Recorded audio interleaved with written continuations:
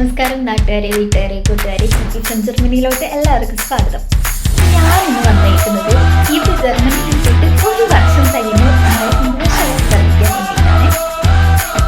അപ്പോൾ എനിക്ക് കുറച്ച് പേരോട് ഒരുപാട് താങ്ക്സ് പറയാനുണ്ട്. അപ്പോൾ അതിന് വേണ്ടിയിട്ടാണ് ഞാൻ ഈ വീഡിയോ ഷൂട്ട് ചെയ്യുന്നത്. ആക്ച്വലി ഞാൻ നാട്ടിൽ നിന്ന് ഒരു സൺഡേ ആയിരുന്നു കയറിയത്. മൺഡേ ഞാൻ ജർമ്മനിയിലെത്തി.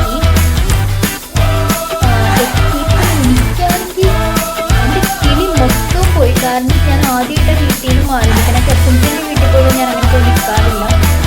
എല്ലാം കൊണ്ടും വല്ലാത്തൊരവസ്ഥ. അൾട്ടിമേറ്റ്ലി കിടന്ന് കരയെന്ന് പറയില്ല, പട്ടിലോടെ പോലെ അതുപോലെ ഞാൻ കിടന്ന് തോന്നി. എന്താണെന്ന് വെച്ചാൽ ഞാൻ വന്ന സമയത്ത് മലയാളീസ് ആരും ഉണ്ടായിരുന്നില്ല. എല്ലാവരും ഞാൻ വന്ന ടൈമിൽ ഒരു സിംഗിൾ റൂം ആയിരുന്നു വലിയൊരു പാർട്ടിയിൽ. എന്നിട്ട് അവിടെ എല്ലാവരും റഷ്യക്കാരായിരുന്നു. എന്ത് ചെയ്യണം, എങ്ങനെ ചെയ്യണം, എവിടെ നിന്ന് തുടങ്ങണം എന്നുള്ളൊരു സെറ്റപ്പ് ഉണ്ടാവും. അത് ഭീകരമായിരുന്നു. അവസാനം എനിക്കൊരു ചേച്ചീനെ കിട്ടി, ഡെയിലി ചേച്ചിൻ്റെ അവിടെ അയച്ചു. ആ ചേച്ചിക്ക് ഫസ്റ്റ്ലി ഞാൻ താങ്ക്സ് പറയുകയാണ്. ആ ചേച്ചിയാണ് എനിക്ക് കിട്ടിയത്. രജിസ്ട്രേഷൻ എടുക്കേണ്ട കാര്യങ്ങളൊക്കെ പറഞ്ഞു തന്നത്, എൻ്റെ കൂടെ വരികയും ചെയ്തു. അങ്ങനെ സിറ്റി രജിസ്ട്രേഷൻ അങ്ങനെ കഴിഞ്ഞു. പിന്നെ എൻ്റെ ചേട്ടൻ്റെ ഫ്രണ്ട് ഇവിടെ ഉണ്ടായിരുന്നു, ഡിറ്റോ. അന്ന് ഞാൻ നാട്ടിൽ നിന്ന് ഇവിടേക്ക് വന്നപ്പോൾ ഫസ്റ്റ് എന്നെ അവരുടെ വീട്ടിൽ കൊണ്ടുപോയായിരുന്നു. അപ്പോൾ അവിടെ നമുക്ക് എന്നെ ഒന്ന് കംഫോർട്ടാക്കാൻ വേണ്ടി കൊണ്ടുപോയതാണ്. അപ്പോൾ ഡിറ്റോ, ദേവിക, ശക്തി, ഫ്രെഡി, ഇവർക്കെല്ലാവർക്കും ഒരുപാട് താങ്ക്സ്. അതിൽ തന്നെ എനിക്ക് വേറെ ഒരു താങ്ക്സ് പറയാനുണ്ട്. മനു ഫ്രം ജർമ്മനി, എൻ്റെ കസിൻ ബ്രദറാണ് ആള്. അപ്പോൾ ആളെനിക്ക് മ്യൂണിക്കിൽ നിന്ന് ഫ്രാങ്ക്ഫർട്ട് വന്നായിരുന്നു. എനിക്ക് സിം കാർഡൊക്കെ എടുത്ത് തന്നിട്ടാണ് ആൾ പോയത്. പിന്നെ അത്യാവശ്യം ആൾ പറഞ്ഞിങ്ങനെ ലാംഗ്വേജൊക്കെ പഠിച്ചില്ലെങ്കിൽ കുറച്ച് നമ്മൾ സഫർ ചെയ്യേണ്ടി വരും എന്ന് പറഞ്ഞിട്ടുണ്ടായിരുന്നു. ആക്ച്വലി സഫറൊന്നും വലിയൊരു കാര്യമാണ്. ലാംഗ്വേജ് പഠിക്കാണ്ട് ഭയങ്കര ബുദ്ധിമുട്ടാണ് ജർമ്മനിയിൽ നമുക്ക് സർവൈവ് ചെയ്യണമെങ്കിൽ.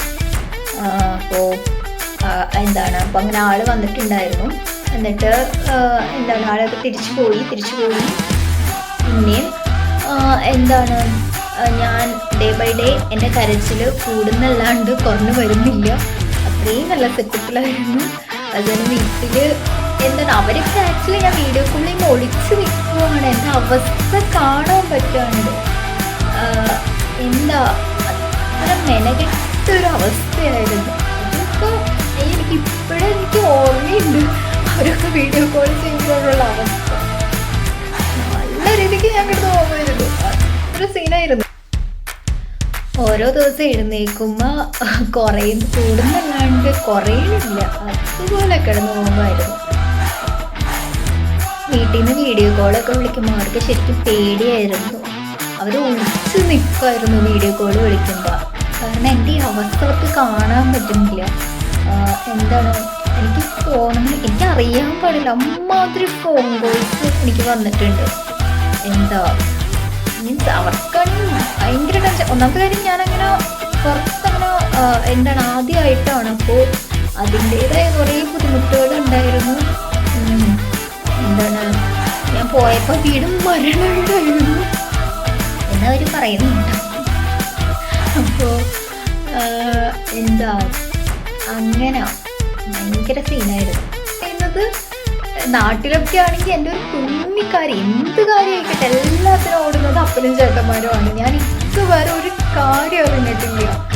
ഇവിടെ എക്സാക്ട്ലി ഞാൻ ഒറ്റയ്ക്കായി പോയൊരു അവസ്ഥ, അത് ഭീകരമായിരുന്നു.